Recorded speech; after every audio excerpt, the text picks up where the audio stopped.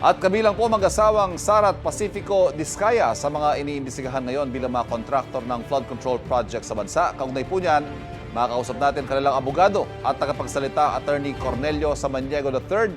Attorney Samaniego, magandang umaga po. Magandang umaga po, Sir Ivan. Opo. Una po, binawi ng PCAB yung contractor's license sa mga kumpanya pagmamayari o affiliated sa mga Diskaya, 9 companies if I'm not mistaken. Binigyan po ba kayo ng pagkakataong magpaliwanag o magsumite ng requirements bago po sinuspinde yung lisensya ng mga ito? Actually po, Sir Ivan, may pending investigation ng PICAP dyan. Opo. So, humingi kami ng oras para magbigay ng mga dokumento. So, nagbigay po kami, 30 days po yung hiningi namin.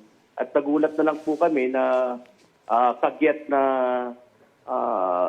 kinancel or nirevoke yung permit or pick-up licenses ng aming kliyente. Gayong hindi po kayo nabigyan ng due process, i-apela po ba ninyo yung desisyon ng PCAB? Definitely, Sir Ivan, kasi violation to ng due process ng aming mga kliyente. Attorney, sa usapin naman ng luxury cars ng mga Diskaya, una hong impormasyon, yung sa kanyang media interview, parang 40 daw. And then ito sa Senate investigation, ang sinabi ni Ms. Sara Diskaya ay 28. Tapos may lumutang naman pong impormasyon, si Senador Jinggoy, 80 raw. For the record, sir, ilan ho ba talaga sa pagkakaalam ninyo ang mga kotse ng mga Diskaya?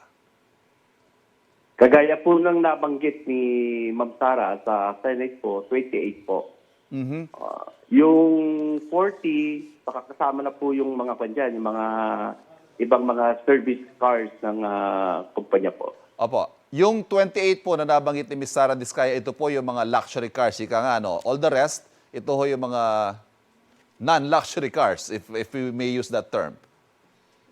Tama po. Opo. Attorney, nakausap din po namin si Customs Commissioner Ariel Nepomuceno at sabi niya baka masundan pa yung paghahanap nila sa iba pang mga luxury cars. Handa po ba kayong mag-cooperate or are there steps being taken para po maplansya itong usaping ito patungkol sa mga sasakyan ng inyong kliyente? Yes, sir. Willing naman po kaming makipag-cooperate sa Bureau of Customs at kung ano po yung hahanapin nilang mga sasakyan, basis to search warrant na makukuha nila sa korte, makikipag-cooperate po kami, Sir Ivan. Sir, nandito ba sina Ms. Sara at Sir Curly Diskaya? Opo, sir. Nandito Opo. po sila sa Pilipinas po. At ipinalalagay po sila sa Immigration Lookout Bulletin. Ano hong reaksyon ng kampo nila sa bagay na ito? Nire-respeto na po natin ang anumang gustong gawin ng gobyerno. Kung ilalagay sila sa lookout bulletin, nire-respeto namin po yan basta nasa tamang proseso po. But we have the commitment of the couple na hindi ho sila magtatago. Ay, wala po. Wala po silang balak na magtago. Actually, Sir Ivan, umatin na si Ma'am Sara sa Senate. Attend po kami sa House of Representatives. Wala pong balak na magtago ang mag-asawang Diskaya po. Lahat po ba ng hearings pupuntahan ng inyong kliyente kapag sila'y pinatawag?